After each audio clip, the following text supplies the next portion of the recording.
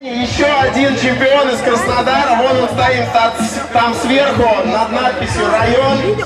Ну что, ты готов? Поехали, давайте похлопаем, минута пошла! Воу, Евротейбл One Foot, очень стильно, Евротейбл на тейбл. Ребят, прошу не передвигаться по скейт-парку. Очень стильное катание показывает Арсений. Конечно же, это будет зачет для судей. Они учитывают все. О, очень красивый трансфер.